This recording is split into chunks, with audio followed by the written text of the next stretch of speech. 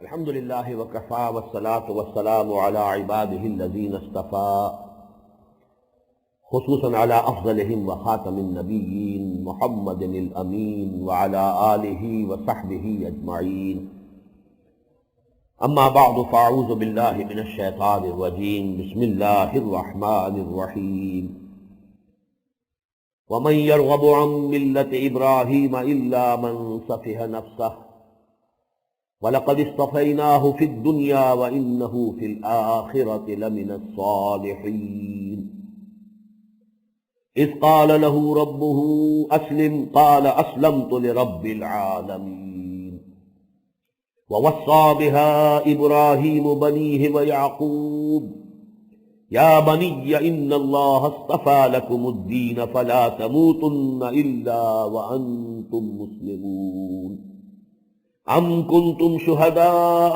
إِذْ حَضَرَ يَعْقُوبَ الْمَوْتُ إِذْ قَالَ لِبَنِيهِ مَا تَعْبُدُونَ مِنْ بَعْدِي قَالُوا نَعْبُدُ إِلَٰهَكَ وَإِلَٰهَ آبَائِكَ إِبْرَاهِيمَ وَإِسْمَاعِيلَ وَإِسْحَاقَ إِلَٰهًا وَاحِدًا وَنَحْنُ لَهُ مُسْلِمُونَ تِلْكَ أُمَّةٌ قَدْ خَلَتْ لَهَا مَا كَسَبَتْ وَلَكُمْ مَا كَسَبْتُمْ وَلَا تُسْأَلُونَ عَمَّا كَانُوا اللہم وفقنا لما تحب وترضى آمین یا رب العالمین۔ سورہ بقرہ کے 16ویں رکوع کی ابتدائی آیات ابھی میں نے تلاوت کی ہے، لیکن اس سے قبل کہ ہم ان آیات کا مطالعہ کریں، 15ویں رکوع کی آخری آیت کے ضمن میں ابھی ہمیں مزید غور کرنا ہے۔ یہ آیت اس اعتبار سے نہایت اہم ہے کہ اس میں نبی اکرم صلی اللہ علیہ وسلم کے بنیادی طریقہ کار، اور اس کو سمجھ لیجئے بنیادی طریقہ کار سے مراد کیا ہے۔ بہرحال اس بنیادی طریقہ کار کی وضاحت 4 اصطلاحات کے حوالے سے ہوئی ہے۔ بنیادی طریقہ کار سے میری مراد یہ ہے کہ نبی اکرم صلی اللہ علیہ وسلم نے ایک عظیم انقلاب برپا کیا، تاریخ انسانی کا عظیم ترین انقلاب۔ یہ وہ حقیقت ہے جسے دنیا تسلیم کرتی ہے، دشمنان اسلام نے مانا ہے، اور خاص طور پر اس دور میں جو حقائق اب کچھ رفتہ رفتہ اجاگر ہو رہے ہیں، اسلام کے بارے میں، حضور صلی اللہ علیہ وسلم کی شخصیت مبارکہ کے بارے میں جو حجابات پڑے ہوئے تھے، ڈال دیے گئے تھے بڑی سازش کے طور پر، رفتہ رفتہ وہ اٹھ رہے ہیں، حقیقت منکشف ہو رہی ہے، یا یوں کہیے کہ حقیقت اپنے آپ کو منوا رہی ہے۔ تو اسی کا ایک مظہر یہ ہے کہ حضور کے بارے میں صلی اللہ علیہ وسلم اب زیادہ اعتراف کیا جا رہا ہے دنیا میں کہ آپ کا اس اعتبار سے بہت اونچا مقام ہے کہ تاریخ انسانی میں ایک بہت بڑی تبدیلی، بہت بڑا انقلاب ہے کہ جو آپ کے ذریعے سے رونما ہوا۔ اس کا میں نے حوالہ دیا ہے کہ اس صدی کے آغاز میں تو یہ بات ایک ہندو کمیونسٹ نے کہی تھی، ایم این رائے نے، ہسٹوریکل رول آف اسلام، اور یہ اسی شہر میں بریڈ لا ہال جہاں کوئی ہوتا تھا، شاید اب وہ بالکل یا کھنڈر بن چکا ہے یا اس کی جگہ کوئی اور عمارت کا تعمیر ہو چکی ہو، اس میں لیکچر دیا تھا ایم این رائے نے، ہسٹوریکل رول آف اسلام۔ وہ کتاب اب بھی چھپتی ہے بھارت میں، بامبے کا ایک پبلشنگ ہاؤس ہے، وہ چھاپتا ہے۔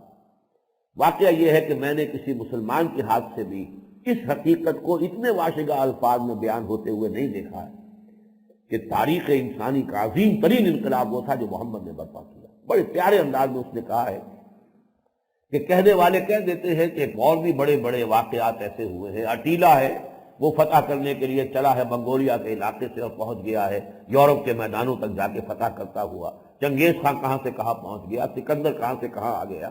لیکن یہ کہ اسلام کی جو فتوحات کا معاملہ تھا یہ قطعاً اس کیٹیگری کی شے نہیں ہے۔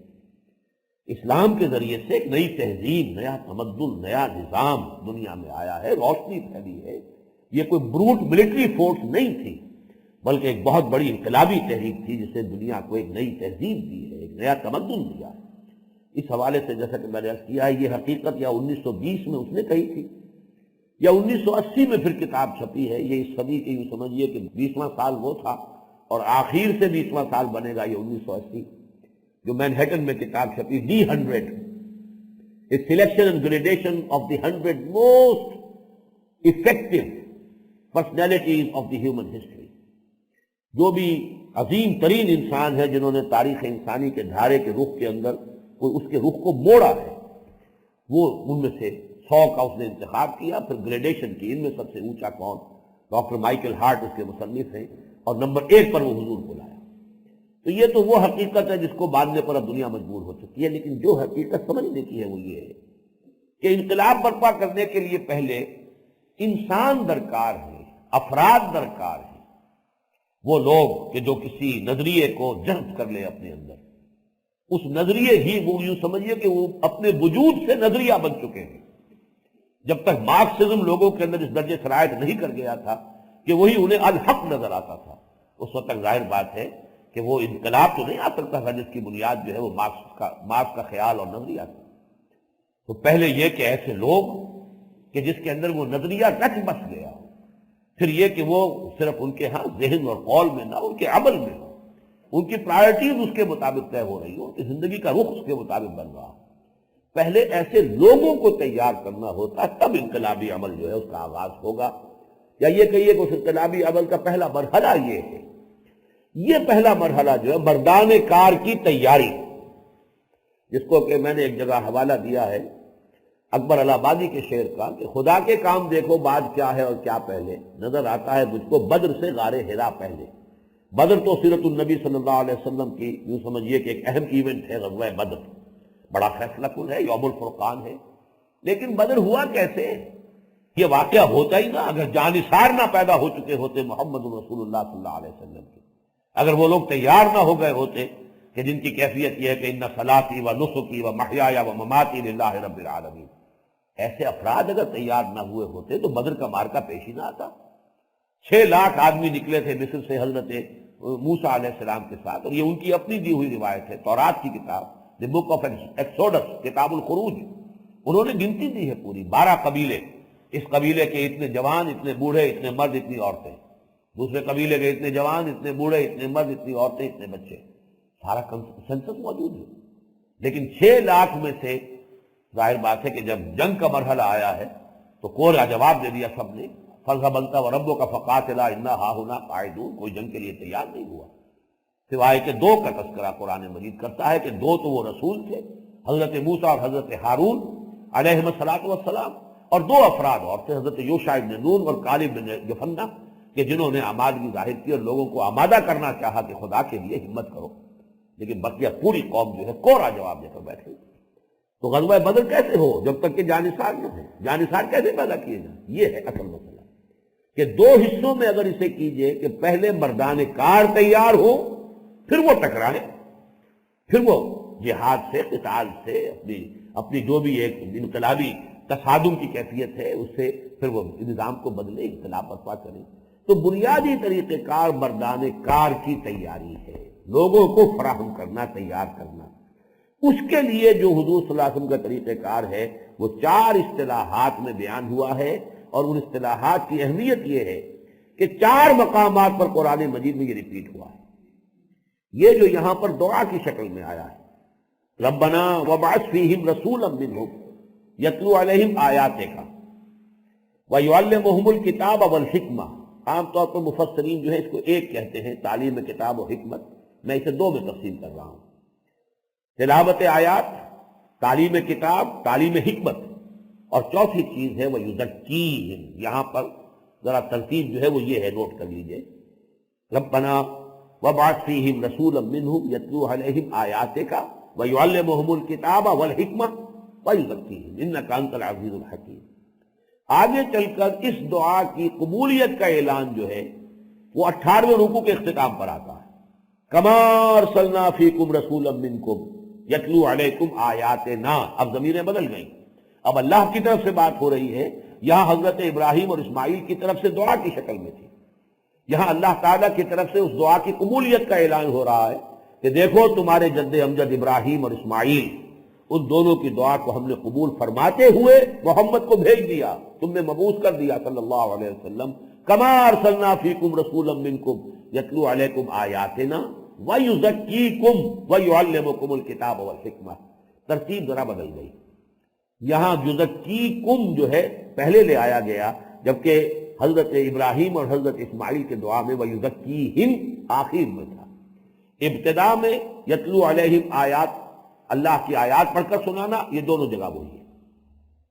اس میں جو بات میں نے عرض کی ہے، اگرچہ بہرحال اس کا مجھے اور تو کہیں سراغ نہیں ملا ہے، اور زیادہ لوگوں نے اس پر توجہ بھی صرف نہیں کی ہے کہ یہ ترتیب اگر بدلی ہے تو اس کی کوئی حکمت ہے یا اس پر بھی ہمیں کوئی غور کرنا چاہیے یا نہیں۔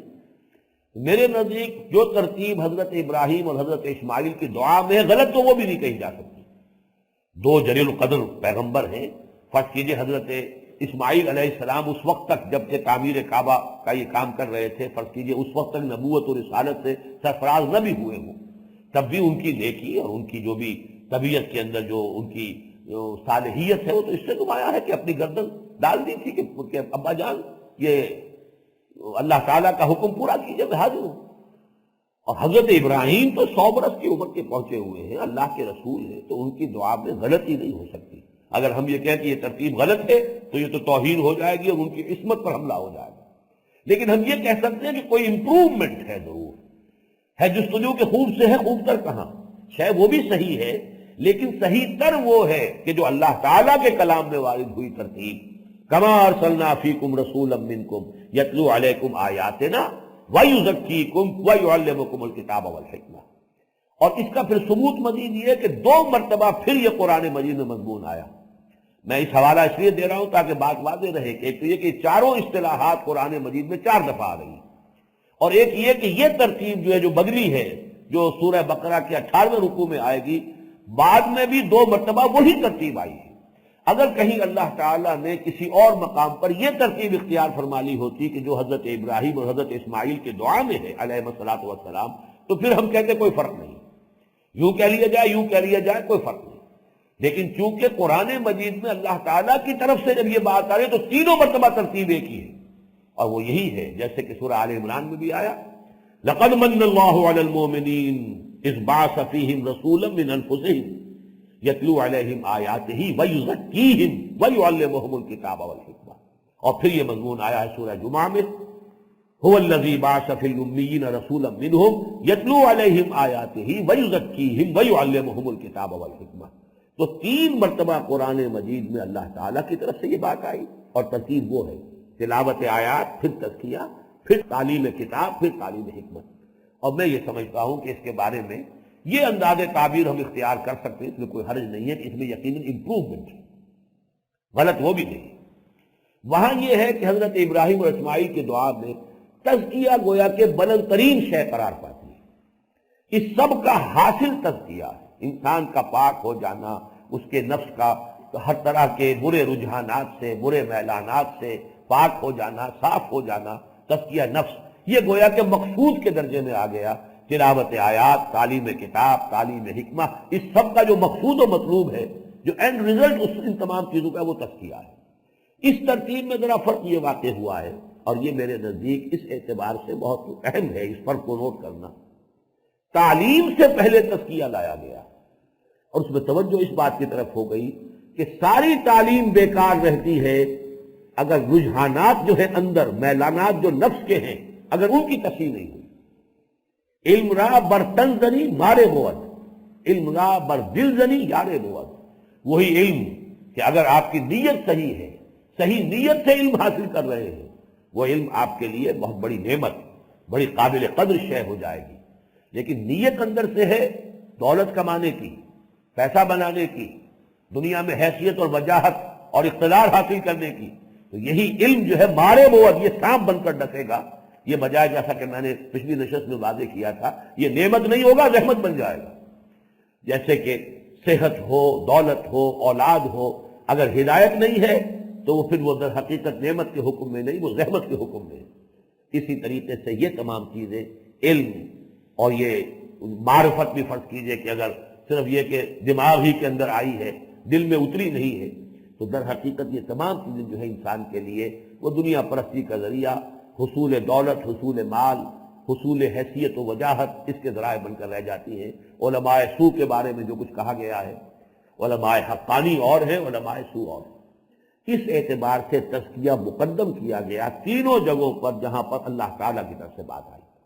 ان چیزوں میں جو منطقی ربط ہے، میں نے بہت ہی اجمال کے ساتھ تو بات عرض کر دی تھی پچھلے نشست میں، اور میں نے ذرا اس پر تفصیل سے بحث کی ہے، میرا ایک چھوٹا سا کتابچہ ہے نبی اکرم صلی اللہ علیہ وسلم کا مقصد بعثت اور انقلاب نبوی کا اساسی منہاج۔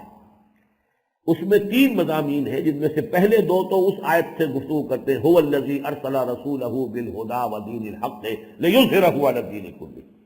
حضور کا مقصد بعثت انقلاب ہے، حضور کا مقصد بعثت دین کا غلبہ ہے، دین کو غالب کرنا ہے، نافذ کرنا ہے، قائم کرنا ہے۔ لیکن اس کے لیے انقلاب لازم ہے۔ انقلاب کے کچھ تو مراحل وہ ہیں جو بعد میں آتے ہیں، ان سے بحث نہیں کی گئی۔ جو اساسی منہاج ہے، یعنی انسان بنانے کا کام، انسان فراہم کرنا اس انقلاب کے لیے، وہ اساسی منہاج جو ہے، اس میں میں نے اس مضمون میں جو تیسرا مضمون ہے اس کتاب میں، اسی آیت مبارکہ میں جو 4 اصطلاحات وارد ہوئی ہیں ان پر تفصیل سے اپنی رائے جو ہے بیان کی ہے کہ در حقیقت یہ پروسیس ہے، محمد الرسول اللہ صلی اللہ علیہ وسلم کی بیسک میتھوڈالوجی ہے۔ اس کے ذریعے سے آپ نے وہ مردان کار تیار کیے ہیں کہ پھر جنہوں نے جو بھی ان کی جد و جہد، ایثار، قربانی، اور جس طرح سے انہوں نے اپنے آپ کو تن فروشی، جاں فروشی کے ساتھ انہوں نے اپنے آپ کو اس کام کے لیے لگا دیا، کھپا دیا، تو انقلاب برپا ہوا۔ وہ پروسیس جو ہے وہ علیحدہ ہے، وہ منہج انقلاب نبوی میں اس کا مطالعہ کیجیے گا، لیکن اساسی منہاج پر نہایت مختصر تحریر میری اس کتاب کے میں شامل ہے۔ یہاں میں صرف اشارے کر رہا ہوں، اور اس کے لیے بہترین طریقہ یہ ہے کہ کسی ایک انڈیویجول کا تصور کیجیے۔ آپ کسی ایک شخص کو بدلنا چاہتے ہیں، یہ بھی تو انقلاب ہے۔ ایک شخص جو ہے اس کی سیرت کچھ اور ہے، دنیا پرستی میں لگا ہوا ہے، یا فرض کیجئے کسی اور بھی کہیں پستیوں میں، اخلاقی پستیوں میں مبتلا ہے، نظریات بھی غلط ہیں۔ آپ چاہتے ہیں کہ وہ مومن و مسلم بن جائے، اللہ کے راستے پر آئے۔ دعوت اللہ کا ہدف یہی تو ہے۔ ہو سکتا ہے آپ کا حقیقی بھائی ہو، آپ کا دل کڑ رہا ہے کدھر جا رہا ہے، میں کسی طرح اسے سیدھے راستے پر لاؤں۔ یہ سیدھے پر راستے پر لانے کا مطلب یہ کہ آپ اسے بدلنا چاہتے ہیں، اس کی زندگی کا رخ، اس کے طور اتوار، اس کے شب و روز، اس کی پسند ناپسند، اس سب کے اندر انقلاب لانا ہے آپ کو۔ اگر آپ ایک شخص کو بدلنا چاہتے ہو تو کیا کرنا پڑے گا آپ کو؟ سب سے پہلے صحیح راستہ یہ ہوگا، جو غلط راستہ ہمارے ہاں ہوتا ہے، واز پر واز کہے جا رہے ہیں، اور یہ کہ اگر آپ بڑے بھی ہیں، باپ ہیں، اور بیٹے کو آپ نے بدلنا ہے تو کبھی ڈانٹ پلا رہے ہیں، کبھی ڈپٹ رہے ہیں، کبھی سزا دے رہے ہیں، اٹھتے بیٹھتے ٹوک رہے ہیں، نماز کیوں نہیں پڑھی، فلاں یہ کیوں نہیں کیا، یہ سب کچھ تو ہو رہا ہے۔ لیکن وہی بات جو ہے دوسرے مفہوم میں جو کہی گئی ہے کہ ہر کسے از ظن خود سر یار من وَالضَّرُونِ من نجس اسرار من، ہر ایک شخص جو ہے اپنے خیال میں میرا دوست بنا پھرتا ہے، لیکن کوئی میرے اندر جھانک کر نہیں دیکھتا کہ میرے اندر کیا ہے، کون سی دھل ہے جو مجھے لگی ہوئی ہے، یا کون سی سوچ ہے جو مجھے دامن گیر ہے، اس کے اوپر کوئی غور ہی نہیں کرتا۔ اسی طرح آپ یہ نہیں دیکھتے کہ اس کی سوچ کیا ہے، اس کا فکر کیا ہے۔ آپ کہتے ہیں نماز پڑھ، نماز فرض ہے، اب فرض کیجئے وہ اللہ ہی کو نہیں مانتا، اس کے دماغ میں الحاد نے ڈیرے لگا دیے، مادہ پرستی کا غلبہ ہے، اس نے تو فلسفہ پڑھا ہے، جس فلسفے کے نتیجے میں وہ اب کسی بھی شے کو ماننے والا نہیں ہے۔ قرآن تو بہت بات کی بات ہے، جس کا کلام ہے قرآن اسے نہیں مانتا، جو لے کر آیا ہے قرآن کو اسے وہ نہیں مانتا۔ تو پہلے جائزہ لیجئے اس کی سوچ کیا ہے، اس کا فکر کیا ہے، حقیقی سوچ، حقیقی فکر کیا ہے۔ اس فکر کو بدلیے، اس کی سوچ کو بدلیے، اس کے نقطۂ نظر کو بدلیے۔ جب تک یہ تبدیلی نہیں آئے گی، آپ کے دباؤ سے وہ کسی وقت نماز پڑھ لے گا، وہ نماز اپنی نہیں پڑھ رہا ہوگا، وہ آپ کے دباؤ کی پڑھ رہا ہوگا۔ جیسے ضیاء الحق صاحب کے زمانے میں وہ نماز آرڈیننس کا جو دفاتر میں اہتمام ہوا، ظہر کی نماز پڑھی جاتی تھی، تو وہ تو در حقیقت بعض لوگ کہتے تھے ضیاء الحق کی نماز ہے، اللہ کی نماز تو نہیں ہے۔ وہ نماز اندر سے نہیں ابھرتی تھی، بلکہ وہ تو ایک حکم تھا، حکم حاکم مریم مفاجات، وہ اس کے حکم کے طور پر نماز پڑھی جا رہی۔ جب آپ نہیں ہوگے وہ نماز نہیں پڑھے گا۔ اس حوالے سے پہلا کام یہ ہے، اگر واقعی آپ چاہتے ہیں کہ وہ بدل جائے، تو اس کی سوچ بدلیے۔ سوچ بدلے گی تو اس کا عمل بدلے گا، اور عمل میں سب سے پہلے دیکھیے، نوٹ کیجئے کہ ایک نارمل انسان کے اندر اس کی سوچ اور اس کے عمل کے اندر ایک لازم و ملزوم کا رشتہ ہوتا ہے۔ میں نے ایک لفظ کا اضافہ کیا، نارمل انسان۔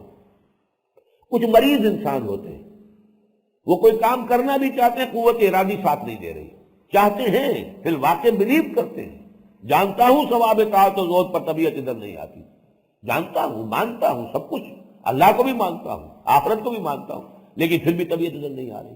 یا یہ کہ ارادہ کرتا ہوں، سگریٹ چھوڑنے کا نہ معلوم کتنی مرتبہ فیصلہ کیا، نہیں چھوڑ سکتا، وہ پھر وہ جو ہے پھر کر دوبارہ شروع ہو جاتی ہے۔ وہ قوت ارادی، یہ نہیں کہ معلوم نہیں ہے، اسے معلوم ہے، میری صحت کے لیے مضر ہے، میرے لیے مہلک ہے، میرے سارے ویل وشرز کہہ رہے ہیں، سارے فزیشنز کہہ رہے ہیں، سارے ڈاکٹر کہہ رہے ہیں چھوڑ، لیکن نہیں چھوڑ سکتے اپنی عادت کے ہاتھوں مجبور. معلوم ہوا کہ قوت ارادی مضبوط نہیں. یہ اب نارمل بات ہے، اس کو چھوڑ دیجیے. نارمل انسان کا معاملہ یہ ہوگا جو اس کی سوچ ہوگی وہ اس کے عمل میں ریفلیکٹ کرے گی. اگر اس کا عمل غلط ہے تو اس کی وجہ یہ ہے کہ اس کی سوچ غلط ہے. وہ یہ جانتا ہی نہیں یا مانتا نہیں ہے حقیقتاً کہ آخرت بھی کوئی شے ہے اور مرنے کے بعد اللہ کے حضور بھی حاضر ہونا ہے. اس کو یقین نہیں ہے. لہذا بابر میں عیش کوش کہ عالم دوبارہ نہیں. اس کا منطقی نتیجہ یہ ہے کہ جو عیش کر سکتے ہو کرو، جو کما سکتے ہو کماؤ، حلال سے حرام سے کس چکر میں پڑ گئے. جہاں ہاتھ پڑتا ہے ڈالو ہاتھ. جو بھی عیش جو ہے تم حاصل کر سکتے ہو عیش حاصل کرو. بابر میں عیش کوش کہ عالم دوبارہ نہیں. دوبارہ تو زندگی آنی نہیں، دوبارہ کوئی عالم نہیں، کوئی پوچھ گچھ نہیں، کوئی باش پوچھ نہیں، کوئی حساب کتاب نہیں. لیکن اگر کسی کے دل میں وہ اللہ پر ایمان اور آخرت کا ایمان آ گیا، اب خود بخود اس کے عمل کی اصلاح ہوگی. اس کا نام ہے تزکیہ. فکر صحیح ہوئی اندر سے تو وہ جو غلط فکر سے غلط اعمال جو غذا پا رہے تھے گویا کہ اندر سے جڑیں کٹ گئیں. وہ جیسے پتے جو ہے جھڑ جاتے ہیں پت جھڑ کے موسم میں، خود بخود آپ نہیں انہیں اتار رہے، کوئی نہیں جھاڑ رہا، وہ خود بخود گر گئے. اس لیے کہ اندر سے ان کا وہ رشتہ منقطع ہو چکا ہے. پت جھڑ کے اندر در حقیقت ان کا وہ رشتہ جو ہے شاخ کے ساتھ وہ خود کمزور ہو چکا ہے. درخت کی کسی کی اگر جڑ جو ہے وہ کاٹ دی گئی ہے تو وہ درخت مرجھا جائے گا، ختم ہو جائے گا، پھر وہ لکڑی ہے، سوکھنی لکڑی ہے. تو غلط اعمال، غلط عادات کی بنیاد غلط نظریات ہے، غلط فکر ہے، غلط سوچ ہے، غلط فلسفہ ہے. اگر آپ نے صحیح فلسفہ، صحیح فکر اس کو عطا کر دیا تو اب ظاہر بات ہے کہ وہ غلط اعمال کو جو غذا نہیں مل رہی وہ پتجھڑ کے پتوں کی جان جھڑ جائے. اب گویا کہ زمین تیار ہو گئی تزکیہ کے بعد. اب کہیے اللہ نے نماز فرض کی ہے، وہ پڑھے گا فوراً، بار بار کہنے کی ضرورت نہیں ہے. ایک مرتبہ علم میں آنے کی بات ہے. اللہ کو وہ پہلے مان چکا ہے، یقین پیدا ہو چکا اللہ کا، آخرت کا یقین اس کے اندر آ چکا ہے، محمد رسول اللہ کی رسالت کا یقین آ چکا ہے، قرآن مجید کے منزل من اللہ ہونے اور کلام اللہ ہونے کا یقین آ چکا ہے. لہذا اب تو صرف ایک بات کی ضرورت ہے کہ بات کہہ دی جائے کہ یہ حرام ہے. اس کے آگے کسی فلسفے کی ضرورت نہیں، کسی اضافی دلیل کی ضرورت نہیں. شراب کی خرابیوں پر، مضرتوں پر کوئی بڑے لمبے چوڑے مقالے لکھنے کی ضرورت نہیں. یہی بات ہے. دیکھیے نوٹ کیجئے کہ سود کی حرمت کا حکم آیا تو جب ایک اعتراض وارد کیا گیا کہ یہ بھی تو کچھ مشابہت ہے، انما البیع مثل الربا، تو جواب میں صرف ایک بات کی گئی، وَأَحَلَّ اللَّهُ الْبَيْعَ وَحَرَّمَ الرِّبَا. اللہ نے بیع کو حلال کیا ہے، ربا کو حرام کیا. بات ختم ہوئی. تم یہ بتاؤ تم اللہ کو مانتے ہو کہ نہیں مانتے؟ تم محمد کو اللہ کا رسول مانتے ہو کہ نہیں مانتے؟ تم قرآن کو اللہ کا کلام مانتے ہو کہ نہیں مانتے؟ اگر مانتے ہو تو اللہ کا حکم ہے، رسول نے پہنچا دیا، قرآن میں نازل ہو گیا. آگے کوئی اور دلیل طلب کرنے کا تمہارا حق نہیں ہے. نہیں مانتے تو پہلے اللہ پر بات کریں گے، آخرت پر بات کریں گے، قرآن پر بات کریں گے، پھر ابھی سود پر بات کرنے کی ضرورت ہی نہیں. سیدھی سیدھی بات. یہی وجہ ہے دیکھیے کہ جیسے ہی حکم آیا تھا، جن کی عادتیں تھی ساری عمر سے شراب پی رہے تھے، وہ ایسے انہوں نے چھوڑی ہے شراب کہ پھر دیکھا نہیں ادھر، بلکہ جنہوں نے ابھی پی تھی انہوں نے حلق میں انگلیاں ڈال کے طے کر دی. ابھی پی رہے تھے تو کلی کر دیے، فوراً برتن توڑ دیے. یہ سارا کام ہو گیا. اور یہ موجودہ کیوں ہوا؟ کہ ترتیب یہ ہے، پہلے وہ ایمان راسخ کرو، اس کے نظریے میں اگر الحاد ہے، مادہ پرستی ہے، اس کو نکالو، اس کی جڑیں ختم کرو. اس کے نظریہ تو ہے مارکسزم کا، اس کا نظریہ تو ہے ڈائلیکٹیکل میٹیریلزم کا، یہ اس کے دماغ کے اندر تو بیٹھا ہوا ہے لاجیکل پازیٹیوزم. یہ کیسے خدا اور رسول اور آخرت اور قرآن اور حلال اور حرام اور صحیح اور غلط، یہ کیا باتیں کر رہے ہیں؟ ان باتوں کا کوئی ریلیونس ہی نہیں ہے. اس کے فکر سے، اس کی سوچ سے، اس کے دماغ کے صغرا کبرا سے اس کا کوئی تعلق ہی نہیں. تو پہلے یہ ترتیب اگر ہے تو اب صرف بتا دینا کافی ہے کہ یہ حلال ہے، یہ حرام ہے، یہ جائز ہے، یہ ناجائز ہے. اس کے بعد ہے اصل میں جو یہ تو ہے گویا کہ ایک فرض کی تکمیل کے درجے میں تو یہ بات مکمل ہو گئی. اب بتاؤ کتاب، یہ حکم ہے، یہ نماز فرض ہے، یہ چیز حرام. آگے کچھ لوگ ہوتے ہیں، یہ سب لوگ نہیں ہوتے، جن میں استعداد ہو کہ وہ جو اصول ہیں ان احکام کے پیچھے ان کو پہچانے. یہی وہ لوگ ہیں کہ جن کو پھر بعد میں مجتہد کہا گیا ہے. مجتہد کون ہوتے ہیں؟ اصول شریعت کو جنہوں نے پہچان لیا، مقاصد شریعت کو پہچان لیا، لہذا اجتہاد کر سکتے ہیں. ایک نئی سچویشن میں وہ صحیح جو فیصلہ ہونا چاہیے اس تک پہنچ جائیں گے، اس لیے کہ انڈر لائن پرنسپل ان کے علم میں وہ جانتے ہیں شریعت کے مقاصد کیا ہے. اگر کوئی شخص نہیں جانتا ہے یہ تو ٹھیک ہے، وہ حکم پر تو عمل کرے گا، اس درجے میں تو اس کا اجر و ثواب اس کا اللہ کیا محفوظ ہے. لیکن یہ کہ اس کے اندر وہ باطنی بصیرت پیدا نہیں ہوگی کہ پھر وہ کسی اور نئے حکم کو بھی خود تلاش کر سکے. لیکن اگر یہ انسائٹ پیدا ہو چکی، جس کے لیے میں نے پچھلے نشست میں آپ کو بتایا تھا کہ شیخ الہند نے لفظ استعمال کیا تہ کی باتیں، وہ ہر شے کی بنیاد میں کوئی چیز کار فرما ہوتی ہے، کوئی اس کے مقاصد ہے، کوئی اس کی حکمت ہے.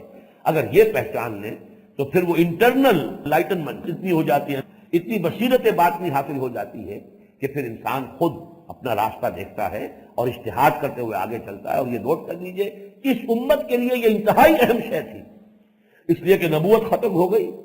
اللہ تعالیٰ نے ہدایت جو قرآن کے اندر دے دی ہے، اب وحی کی ہدایت سے تو کوئی مزید ہدایت آنے والی نہیں. کوئی نیا مسئلہ اس میں شریعت کا حکم کیا ہے، وحی کی کھڑکی نہیں کھلے گی بتانے کے لیے کہ اس نئے مسئلے میں حکم یہ ہے. یہ سارا حکم امت کو خود تلاش کرنا ہے، اجتہاد کرنا ہے، ان اصولوں کو سمجھ کر، ان مقاصد کو سمجھ کر، ان میں اولیت کس شے کو ہے، ثانوی شے کیا ہے، اصل اور جڑ کی حیثیت کس کی ہے، فرع کون سی ہے، ان کو سمجھنا. یہ ہے در حقیقت حکمت. یہ گویا کہ تعلیم و تربیت نبوی کا درجہ تخصص ہے، یہ اسپیشلائزیشن کا سٹیج ہے محمد رسول اللہ کی تعلیم و تربیت کا، جس میں انسان میں وہ اجتہادی بصیرت پیدا ہو جائے. یہ پروسیس ہے افراد کو بدلنے کی. اب یہ کہ اسی کو ذرا پھیلا لیجئے. ہیومن سوسائٹی، انسانی معاشرہ، یہ بھی در حقیقت ایک فرد کی طرح بیہیو کرتی ہے، اس لیے کہ اس میں بھی ایک برین ٹرسٹ ہوتا ہے، اس معاشرے کا برین ٹرسٹ. آج کل تو لفظ بڑے بڑے استعمال ہوتے ہیں، تھنک ٹینک بنتے ہیں، لیکن یہ کہ اس سے ذرا علیحدہ کر کے برین ٹرسٹ ہر سوسائٹی کا برین ٹرسٹ ہے. ایک انٹلیکچوئل ایلیٹس کا، انٹیلیجنسیا کا ایک طبقہ ہے، سوچنے کا کام وہ کرتا ہے، عام لوگ نہیں کرتے. عام لوگوں کی حیثیت جو ہے وہ جیسے ہمارے جسم میں ہاتھ پاؤں ہیں، حرکت کرنا، بھاگنا، دوڑنا، پکڑنا، کسی شے سے کام کرنا، یہ باقی تمام ہاتھ پاؤں سے ہوں گے، لیکن فیصلہ یہ یہاں ہوتا ہے. کدھر جانا ہے اس کا فیصلہ دماغ سے ہوگا. البتہ جب فیصلہ ہو جائے جانا ہے، اب یہ قدم آپ کو لے کر چلیں گے. اسی طریقے سے کس شے کو پکڑنا ہے، کس شے کو ہاتھ نہیں لگانا، یہ سانپ ہے اس کو مت چھونا. یہ در حقیقت آنکھوں کے ذریعے سے جو بھی آپ کو اطلاعات پہنچی ہیں، جو بھی سگنلز ریلے کیے گئے ہیں برین کو اور گرے میٹر کو، وہاں سے پھر آپ کو حکم ملے گا آپ کے ہاتھ کو ہاتھ مت آگے بڑھانا، یہی رکا رہ جائے. اس لیے کہ یہ سانپ ہے، لکڑی نہیں ہے. تم تو لکڑیاں چن رہے ہو، یہ سانپ ہے. اس اعتبار سے کسی سوسائٹی میں جب تک کہ اس کے انٹلیکچوئل ایلیٹ کو آپ کنورٹ نہیں کریں گے، اس میں ایک مضبوط نیوکلیس ایمان کی بنیاد پر پیدا نہیں ہوگا، وہ سوسائٹی ایز اے ہول کبھی کوئی تبدیلی قبول نہیں کرے گی. بس یہ ترتیب جو ہے انفرادی سطح پر بھی، اجتماعی سطح پر بھی اسے سامنے رکھیے. یتلو علیہم آیات کا یا آیات ہی، تلاوت کرتا ہے ان پر اللہ کی آیات. اور جیسا کہ میں نے عرض کیا، آگے آیات بھی قرآن کی ہیں، کتاب کا لفظ بھی قرآن کے لیے ہے. حکمت کے بارے میں قرآن خود کہتا ہے ذالک مما اوحی الیک ربک من الحکمہ، وہ بھی قرآن میں ہے. صرف ایک لفظ تزکیہ ایسا ہے کہ جس کا بظاہر جو ہے کوئی تعلق قرآن کے ساتھ نہیں جڑتا، معلوم ہوتا ہے کوئی علیحدہ شے ہے، حالانکہ حقیقت میں وہ بھی قرآن کا جز ہے. یا ایھا الناس قد جاءتکم موعظۃ من ربکم وشفاء لما فی الصدور. تزکیے کے لیے دو ہی چیزیں درکار ہیں. نمبر ایک موعظہ، نصیحت، جس سے کہ دل نرم ہو جائے. موعظہ کہتے ہیں اس کلام کو جس سے دل پر رقت طاری ہو جائے. اگر دل سخت ہوا ہے، مرد ناداں پر کلام نرم و نازک بے اثر. اگر وہ مرد ناداں ہے، دل سخت ہے، اعلیٰ سے اعلیٰ بات آپ کہہ رہے ہیں وہ دل کے اوپر جا ہی نہیں رہی، اتر ہی نہیں رہی، دل میں جذب ہو ہی نہیں رہی. پہلے ذرا کوئی کلام ایسا چاہیے جو دل میں نرمی پیدا کرے. زمین سخت ہے، آپ نے جا کر اس کے اوپر اسی طریقے سے بیج بکھیر دیا ہے، بیج بھی ضائع ہو جائے گا. آپ ہل چلاتے ہیں، زمین کو نرم کرتے ہیں، اب اس میں پانی جذب ہوگا. بعض زمینیں ایسی ہوتی ہیں بڑی سخت، اوپر جو ہے پپڑی آئی ہوتی ہے، بارش ہوئی ہے لیکن بارش کا پانی جذب نہیں ہوتا نیچے، وہ نکلتا چلا جاتا ہے، وہیں سے بہہ کر دور چلا جائے گا، وہاں جذب بھی نہیں ہوگا. لیکن یہ کہ اگر زمین میں پانی جذب ہوگا تو بہرحال اس کی روئیدگی جو ہے برآمد ہوگی، وہاں سبزہ اگے گا. تو دل کو نرم کرنے کے لیے موعظہ وہ بھی قرآن ہے. پھر اس کے اندر وہ جذب ہونے کی صلاحیت، دوا اندر جذب ہوگی تو اس کی تاثیر ہوگی. اس لیے فرمایا شفاء لما فی الصدور. جب یہ قرآن اندر اترتا ہے، دل کے اندر جذب ہوتا ہے، تو پھر یہ جو بھی سینے کے اندر جو امراض ہیں، سینے کے اندر کے جو امراض ہیں، جو دل کے امراض ہیں، وہ ضد ہے، تعصب ہے، حسد ہے، تکبر ہے، بغض ہے. شقاق کا لفظ اسی رکوع میں آگے چل کر آئے گا. فإنما هم فی شقاق. کسی شخص کے ساتھ ایسا بغض ہو گیا ہے کہ اس کی کوئی بات نہ سننی ہے نہ ماننی ہے. حب مال ہے، حب جاہ ہے، یہ حب دنیا ہے، یہ امراض ہے. ان سب کا ازالہ قرآن سے ہوگا. گویا کہ ان چاروں چیزوں میں در حقیقت محور قرآن ہے۔ قرآن کا ایک حصہ وہ کہ جو ایمانیات سے بحث کرتا ہے، غلط فکر کی، الحاد کی، مادہ پرستی کی، شرک کی، کفر کی، نفاق کی، ان کی نفی کرتا ہے، بہتری کرتا ہے۔ یہ ہے تلاوت آیات، اور اس کے ذریعے سے اس کے نتیجے میں ایمان باللہ، ایمان بالآخرہ، ایمان بالرسالہ، یہ دلوں کے اندر راسخ کرتا ہے۔ یہ پہلا عمل ہے یتلو علیہم آیاتک۔ اس کا پھر دوسرا نتیجہ تزکیہ، ذہن کے اندر سے برے خیالات نکل گئے، تزکیہ ذہن ہو گیا، تزکیہ فکر ہو گیا، تطہیر افکار ہو گئی۔ تطہیر افکار کا منطقی نتیجہ ہے تطہیر اعمال، اس لیے کہ غلط عادات و اطوار، غلط اعمال غلط فکر کی بنیاد پر تھے، جڑیں وہاں تھی۔ اب غلط فکر وہاں سے ختم ہوا، یہ جو تمام بری عادتیں جو ہیں پت جھڑ کے پتوں کی طرح جھڑ جائیں گی۔ اب زمین تیار ہو گئی، بتائیے یہ تمہارے لیے حلال کیا گیا۔ بلکہ قرآن مجید سے معلوم ہوتا ہے جب یہ زمین تیار ہو گئی صحابہ کی، وہ خود بڑھ کر پوچھتے تھے، یسألونک ماذا ينفقون، یسألونک عن الخمر والمیسر، یسألونک عن المحیض۔ یہ ایک سوال پر سوال چلے آ رہے ہیں، اس لیے کہ اب فطرت انسانی جو ہے اس کے اوپر جو یہ گند غبار آ گیا تھا، گند تھا یا غبار تھا یا پتجھڑ یا یہ جو جھاڑ جھنکار تھا، یہ سب ہٹ گیا۔ اب فطرت کے تقاضے اندر سے ابھر رہے ہیں، وہ خود پوچھتے ہیں، خود سوال کر رہے ہیں، اور سوال کے بعد جوابات دیے۔ جو جواب آیا سر تسلیم ہم ہے، جہاں جو حکم آیا تعمیل کے لیے تیار ہے۔ زمین تو پہلے سے تیار ہے، آپ نے بیج ڈالا، اب وہاں سے آپ کو لہلاتی فصل مل جائے گی۔ یہ ہے فرد سے لے کر اجتماع تک یہ ساری ترتیب، اس سے تبدیلی ہوگی۔ اسی کو اقبال نے کہا ہے تو بجاں در رفت جہاں دیگر شبد۔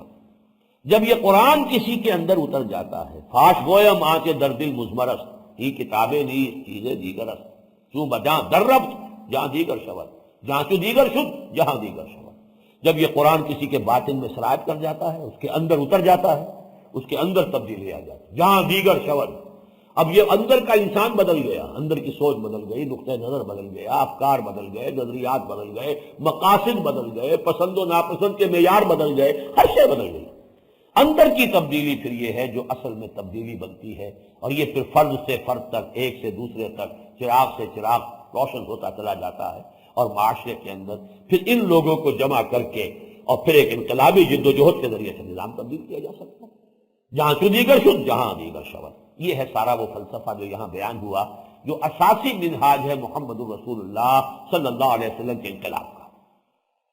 اب فرمایا وَمَن يَرْغَبُ عَن مِّلَّةِ إِبْرَاهِيمَ إِلَّا مَن سَفِهَ نَفْسَهُ۔ یہ دو رکوع جیسا کہ میں نے عرض کیا، ویسے تو 4 رکوع ہے مسلسل تحویلی، ان میں 15ویں رکوع میں بھی حضرت ابراہیم اور حضرت اسماعیل علیہ السلام کی شخصیت، تعمیر کعبہ جو اب مرکز بننے والا ہے ہمیشہ کے لیے، اہل توحید کا قبلہ بننے والا ہے، تو اس کے لیے اب پھر حضرت ابراہیم کی شخصیت پر ارتکاز آ رہا ہے۔ وَمَن يَرْغَبُ عَن مِّلَّةِ إِبْرَاهِيمَ إِلَّا مَن سَفِهَ نَفْسَهُ۔ اور کون ہوگا جو ملت ابراہیمی سے روگردانی کرے سوائے اس کے جس نے اپنے آپ کو حماقت ہی میں مبتلا کر لیا۔ رغبت کا لفظ عربی زبان میں 2 طرفہ لفظ ہے اپنی اصل کے اعتبار سے، رغبہ الہ، رغبہ عن۔ الہ ہو تو کسی شے کی طرف رغبت ہونا ہے، اس کی طرف مائل ہونا، رغبت ہونا، اس کو پسند کرنا، اور رغبہ عن کسی شے سے متنفر ہو جانا، کسی شے سے اعراض کرنا، کسی شے سے فرار اور گریز کا راستہ اختیار کرنا۔ تو رغبہ دونوں طرف جائے گا۔ اسی طریقے سے مالا الہ مالا عن، مال سے میلان، میلان کسی شے کی طرف اور میلان کسی شے سے کے برعکس، یعنی اس سے ہٹنا، اس سے بعد، اس سے دوری پیدا ہو جانا۔ تو یہ الفاظ 2 طرفہ ہے، صرف صلہ جو ہے اس کے ساتھ اگر الہ ہوگا تو اس شے کی جانب رغبت ہے، اور اگر عن ہوگا تو اس کی طرف سے نفرت کی شکل ہے۔ وَمَن يَرْغَبُ عَن مِّلَّةِ إِبْرَاهِيمَ، ملت کا لفظ سمجھ لیجئے، اگرچہ یہ تقریباً دین کے ہم معنی ہے، اس کی لغوی اصل کے اعتبار سے تو بڑی لمبی چوڑی بحثیں ہیں۔ املال کے معنی لکھوانا بھی ہے، جیسا کہ آئے گا اسی سورہ مبارکہ میں آخر میں جا کر، جو آیت الدین ہے فَلْيُمْلِلْ، تو املا کرائے، تو املال لکھوانا بھی ہے۔ تو اس سے یہ کہ جو شے لکھی ہوئی ہے، طے شدہ ہے، معین ہے، یہ گویا کہ جو سنت ثابتہ ہے اللہ کی، وہ گویا کہ ملت۔ اس معنی میں لفظ دین اور لفظ ملت تقریباً ہم معنی ہیں، البتہ استعمال جو ہے یوسیج، وہ دین جو ہے وہ اللہ کی طرف بھی اس کی نسبت ہوگی اور بندوں کی طرف بھی ہو جاتی ہے۔ میرا دین لکم دینکم ولی دین، تمہارے لیے تمہارا دین، میرے لیے میرا دین۔ دین اللہ، اللہ کا دین ہے، ورأيت الناس يدخلون في دين الله افواجا، دین کی ایک تیسری نسبت نبی کی طرف بھی ہوتی ہے، دین محمد، اللہم انصر من نصر دین محمد صلی اللہ علیہ وسلم۔ تو دین کی نسبتیں تینوں ہو سکتی ہیں، جبکہ ملت کی نسبت اللہ کی طرف نہیں ہوگی، اور ملت کی نسبت افراد کی طرف بھی نہیں ہوگی۔ میری ملت کی کوئی اس کا استعمال جائز نہیں ہوگا۔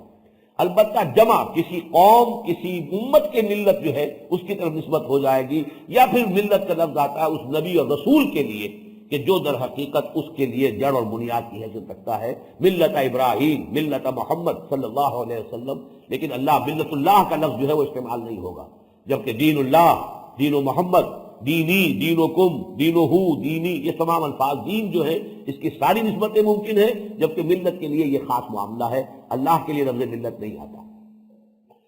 وَمَنْ يَرْغَبُ عَنْ مِلَّةِ إِبْرَاهِيمَ إِلَّا مَنْ سَفِهَ نَفْسَهُ، کون ہوگا کہ جو اعراض، انکار یا تنفر یا فرار کا راستہ اختیار کرے ابراہیم کے طریقے سے، سوائے اس کے سفیہ، بے وقوف کو کہتے ہیں، احمق کو، سفیہ نفسہ، جس نے اپنے آپ کو خود حماقت میں مبتلا کر لیا۔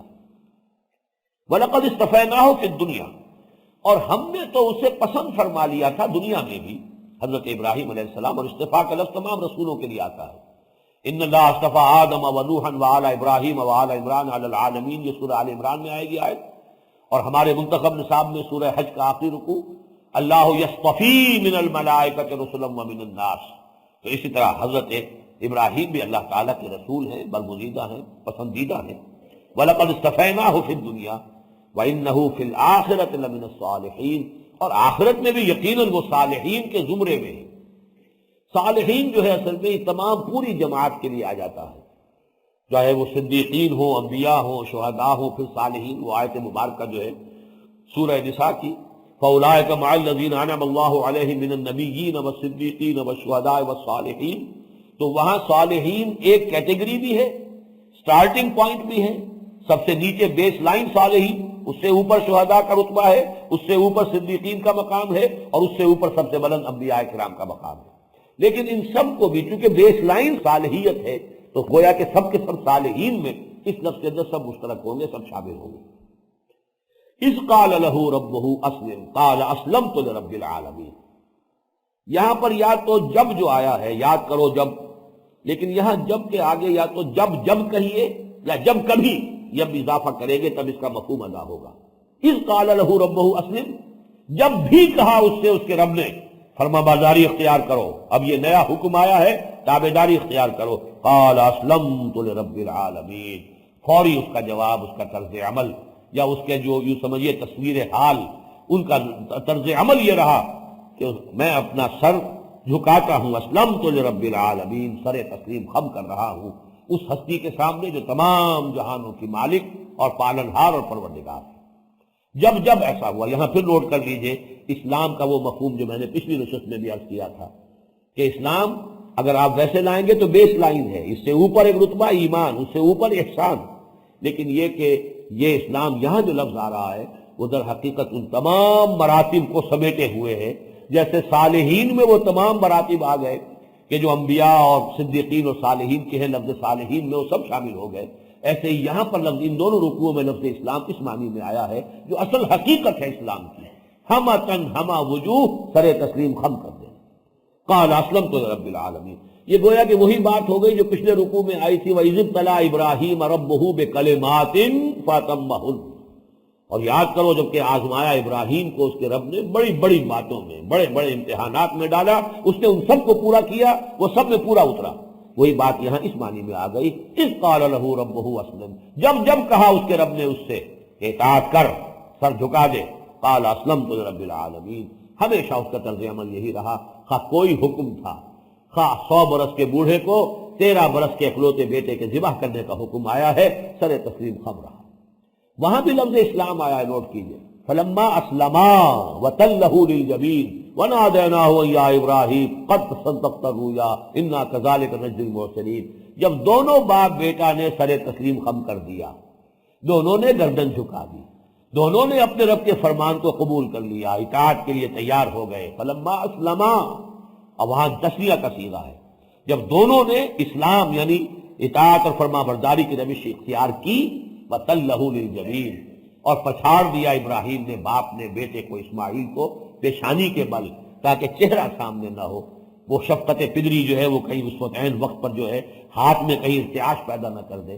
للجبین وضاحت کی قرآن نے کہ اسے پیشانی کے بل لٹایا ہے تاکہ چہرہ سامنے نہ رہے۔ وَنَادَيْنَاهُ إِلَىٰ إِبْرَاهِيمَ، اور ہم نے پکارا اسے، ہے ابراہیم قد صدقت الرؤيا، تم نے تو اپنا خواب پورا کر دیا۔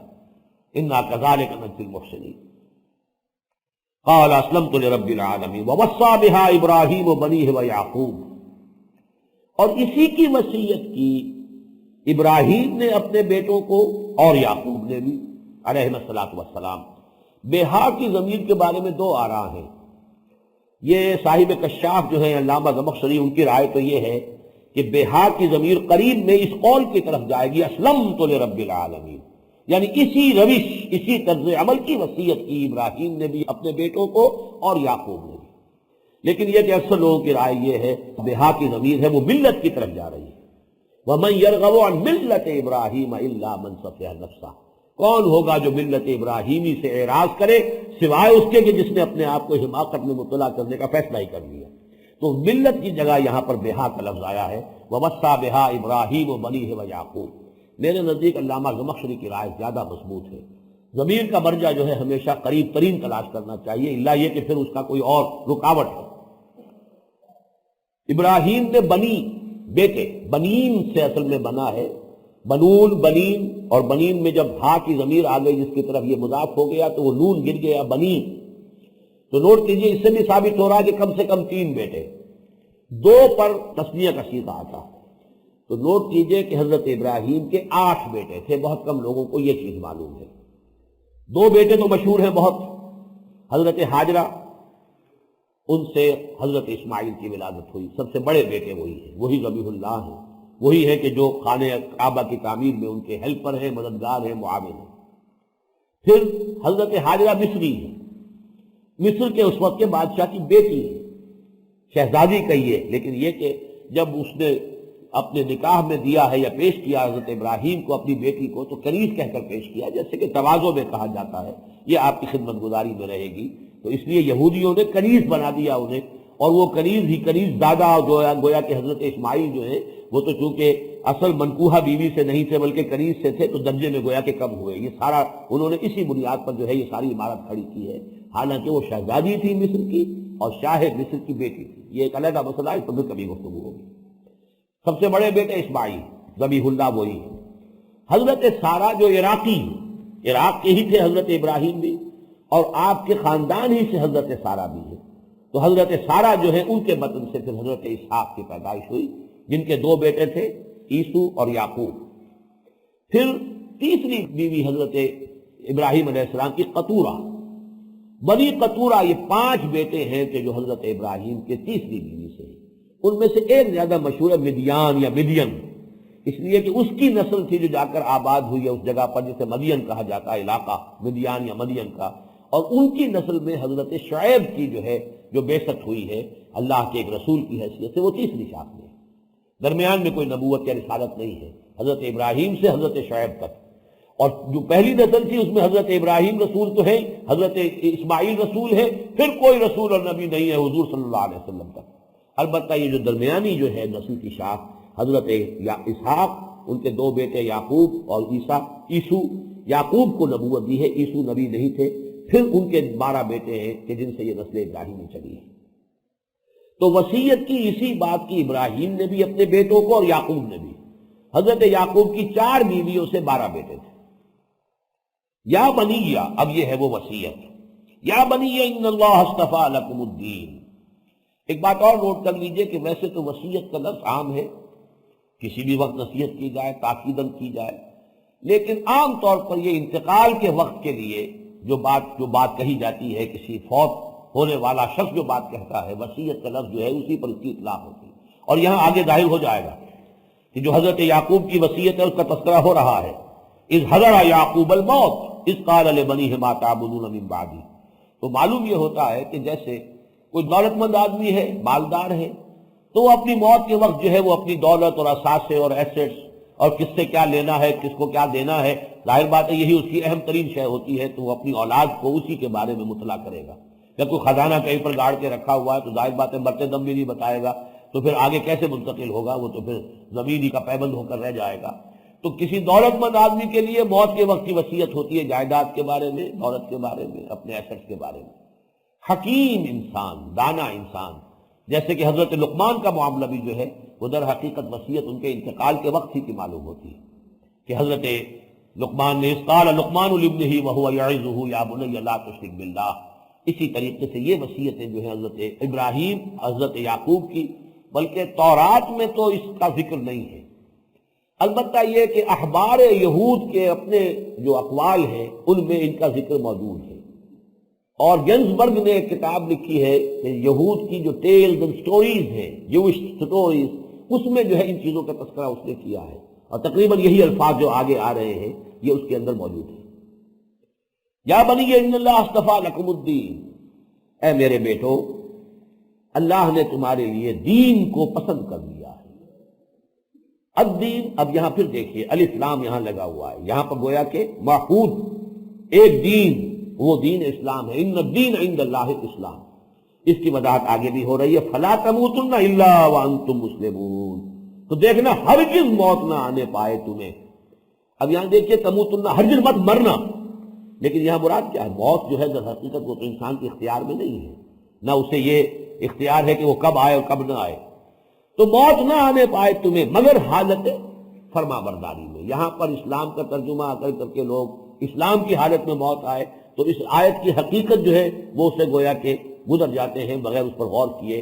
اسلام تو ہم سب کے سب مسلمان ہیں، یہ سب جو مرتے ہیں ہمارے عزیز رشتہ دار تمام مسلمان دنیا میں حالت اسلام ہی میں مر رہے ہیں، سب کے سب مسلمان ہیں، نماز جنازہ پڑھی جا رہی ہے، لیکن حقیقت اسلام کے معنی فرما برداری، دیکھنا موت نہ آنے پائے مگر فرما برداری کی حالت میں۔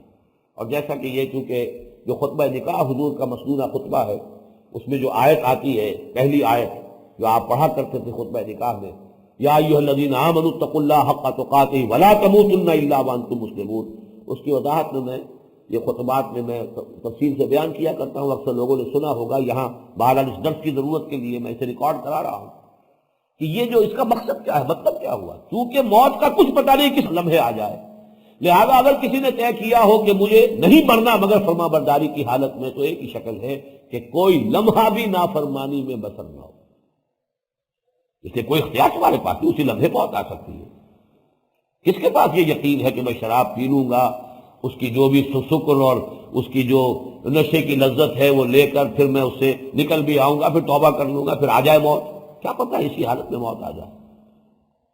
بڑی حسرت ناک موت ہے۔ اسرار الحق بجاز، بہت بڑے شاعر، لکھنؤ میں، اور موت کس طرح ہوئی؟ آخری جو گھڑیاں ہوتی جن کو آپ small hours of the morning کہتے ہیں، 2-3 بجے کسی شراب خانے سے نکلے ہیں، نشے میں دھت، چکرا کر گرے ہیں، کروٹ لی ہے، نالی میں گئے، نالی میں ہی موت واقع ہوئی ہے، وہاں سے لاش برآمد ہوئی۔ یہ بھی ہوتا ہے، کس کو حسرت ناک موت۔ کس کے پاس گارنٹی ہے کہ میں اس گناہ سے فارغ ہو جاؤں گا، پھر توبہ کا بھی مجھے موقع مل جائے گا اور پھر میں تو موت جو ہے اس وقت تک کے لیے ٹال سکتا ہوں؟ اگر تو طے کرنا کہ نہیں مرنا ہے مگر فرما برداری کی حالت میں، تو ایک ہی راستہ ہے، اور وہ یہ کہ کوئی لمحہ نافرمانی میں بسر نہ ہو۔ فلا تموتن الا وانتم مسلمون، یہ ہے اس کی تاکید کا جو انداز ہے، ورنہ تو اس میں کوئی وزن ہی نہیں ہے، کوئی زور کلام ہی سرے سے نہیں ہے۔ دیکھنا اسلام کی حالت میں مرنا، جیسا کہ ہم مر رہے ہیں، سب کے سب جو ہیں مسلمان ہی جو مر رہے ہیں، وہ سود خور بھی مسلمان ہے، شراب خور بھی مسلمان ہے، جو بھی کچھ حرام خور ہے، جو بھی کچھ ہے مسلمان ہے، مسلمان تو ہے، قانون تو مسلمان ہے، لیکن اصل جو یہاں کہنے کا مقصد ہے وہ اسلام جس کا اوپر ذکر آیا ہے، اذ قال له ربه اسلم قال اسلمت لرب العالمین، وہ اسلام سر تسلیم خم رہے جو حکم آئے۔ فلا تموتن الا وانتم مسلمون ام کنتم شہداء اذ حضر یعقوب الموت۔ اب یہاں پہ کس سے خطاب ہو رہا ہے؟ یہود سے، بنی اسرائیل، اور یعقوب اب یہ اسرائیل ہے۔ تورات میں باقاعدہ یہ الفاظ ہیں، یعقوب ان کا نام رکھا تھا والد نے، اس لیے کہ اصل میں یہ دونوں جڑواں بھائی پیدا ہوئے تھے، عیسو اور یعقوب۔ تو جو بعد میں پیدا ہوئے یعقوب، پہلے ولادت ہوئی ہے، ظاہر بات ہے 2 بچے پیدا ہوتے ہیں ایک ہی وقت میں، تو ایک پہلے ہے دوسرا بعد میں۔ الفاظ یہ آتے ہیں کہ یعقوب اپنے بھائی عیسو کی ایڑیاں پکڑے ہوئے تولد ہوا، اس کی ولادت اس طور سے ہوئی کہ بھائی جو ہے بڑا شمار ہوگا، وہ چاہے 2 منٹ کا فرق ہو. وہ بڑا بھائی جو ہے پہلے ولادت ہو گئی تھی، اس کی ایڑیاں پکڑے ہوئے، گویا کہ اس کے بعد اس کے عقب میں اس کے پیچھے یعقوب کی ولادت ہوئی، اس کے نام یعقوب ہے. لیکن اللہ تعالیٰ نے پھر تورات میں یہ آیت موجود ہے کہ تمہارا نام آئندہ سے اسرائیل ہوگا، اب تم اسرائیل کہے جاؤ گے. اسرائیل معنوی لفظ ہے، عبداللہ اسم، اسیر کا لفظ جو جس سے بنا ہے، بندھا ہوا انسان، اسی سے اسرا ہے. خاندانی بندھن کے اندر جو بندھے ہوئے ایک دوسرے کے ساتھ، وہ ایک اسرا ہے، ایک خاندان ہے. اسی سے اسیر ہے کہ جو قید ہے، بندھا ہوا ہے، پابند ہے، کہیں جا نہیں سکتا اپنی آزاد مرضی سے، نظر بند ہے کہیں گھر میں یا کسی جیل میں قید ہے. تو یہ جو اسر یہاں پر لفظ ہے، اسر یہ ہے بمانی عبد. عبد وہی ہے کہ جو بندھا ہوا ہے، پابند ہے. جیسے کہ حضور نے فرمایا کہ مثل المومن کا مثل الفرس فی عقیتہ، مومن کی مثال اس گھوڑے کی سی ہے جو اپنے کھوٹے سے بندھا ہوا ہے. ایک مومن کو، ایک مسلمان کو تو بہرحال اللہ کے احکام کے کھوٹے سے بندھے رہنا ہے. تو اسرائیل ایل اللہ کے لیے ہے، اور یہ عبداللہ یہ گویا کہ اللہ تعالیٰ کی طرف سے انہیں دیا ہوا خطاب ہے. ام کنتم شہداء اذ حضر یعقوب الموت، کیا تم موجود تھے اس وقت جبکہ اسرائیل یعنی حضرت یعقوب کے انتقال کا وقت آیا. یہاں موت سے مراد بعین ہی موت جو آخری عمل ہے وہ نہیں ہے، بلکہ مقدمات موت، جبکہ ایک ایسا وقت انسان پر آ جاتا ہے یہ معلوم ہوتا کہ اب روانگی ہے. اور وہ ہو سکتا ہے کہ کچھ پہلے ہی سے آثار جو ہیں شروع ہو جاتے. میں نے جیسا کہ پچھلی نشست میں آپ کو بتایا، حضور نے حجۃ الوداع ہی میں متعدد مواقع پر اس طرح کی بات کہی ہے. خذوا عنی مناسککم فانی مقبوس، اور خطبہ شروع کیا ہے تو توجہ سے میری بات سنو، گمان ہے کہ شاید دوبارہ اس جگہ پر ملاقات نہ ہو. یہ گویا کہ آثار تھے. اس کے بعد غالباً کل 80 دن ہیں حضور کے صلی اللہ علیہ وسلم اس حیات دنیاوی کے.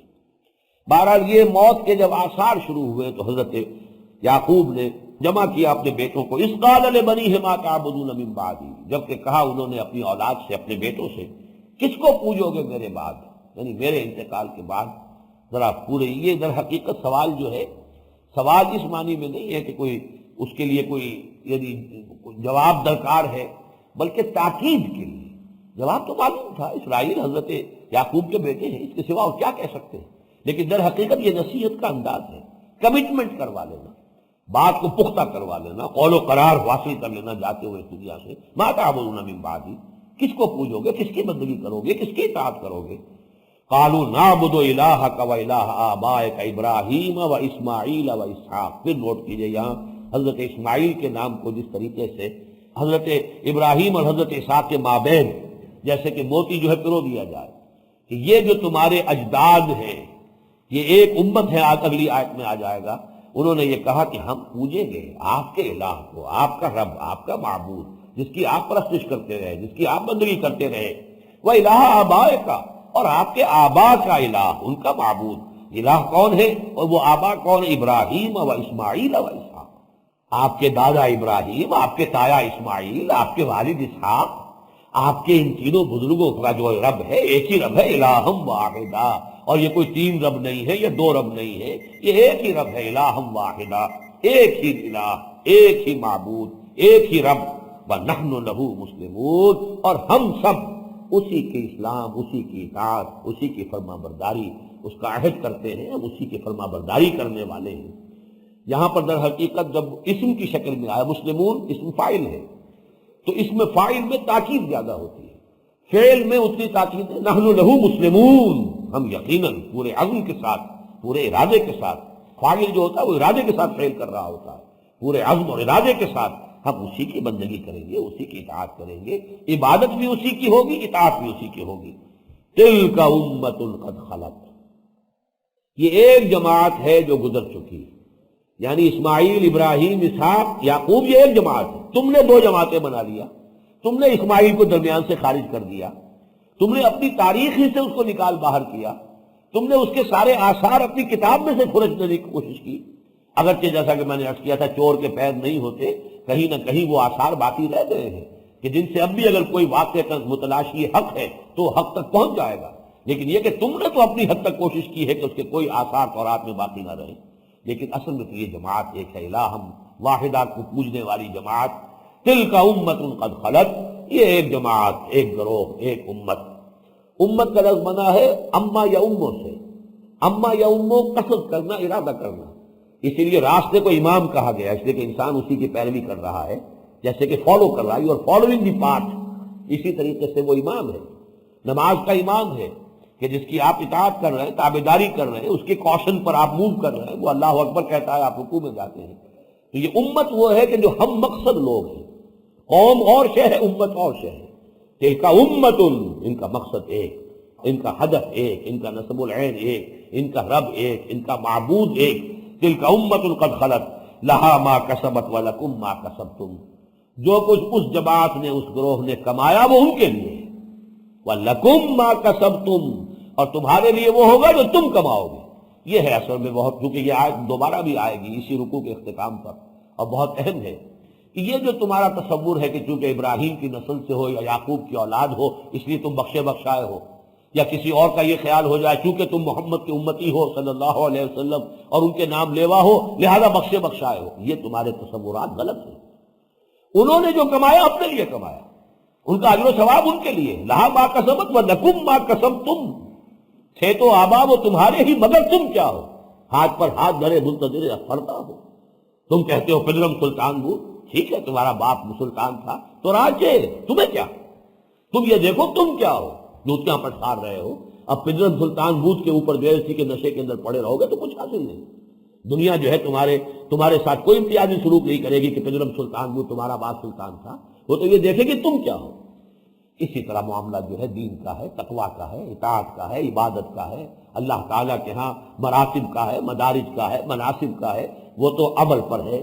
تلک امت قد خلت لہا ما کسبت ولکم ما کسبتم ولا تسألون عما كانوا يعملون، اور تم سے یہ نہیں پوچھا جائے گا کہ وہ کیا کرتے تھے، تم سے یہ پوچھا جائے گا کہ تم کیا کرتے لائے۔ یہ بہت اہم بات ہے، قرآن مجید نے جس طرح واضح طور پر اس کو یہ ساری جڑ کاٹ دی ہے کہ یہ تعلقات، یہ نسبتیں، یہ ساری کی ساری دنیا کے اندر ہیں، اور جو اس سے فائدہ اٹھائے ابراہیم کی پیروی کرو، ابراہیم کی نسل میں ہو، ذریت ابراہیم میں سے پیروی کرو، امت محمد میں ہو صلی اللہ علیہ وسلم، امت محمد کی پیروی کرو، اتباع کرو۔ لیکن یہ کہ آگے تو چل کر اپنا عمل، اپنا ایمان، بلا من کسب سیئۃ واحاطت بہ خطیئتہ فاولئک اصحاب النار هم فیہا خالدون، اور بلا من اسلم وجہہ وہو محسن فلہ اجرہ عند ربہ ولا خوف علیہم ولا هم یحزنون۔ دونوں طرف کا معاملہ بالکل واضح ہے۔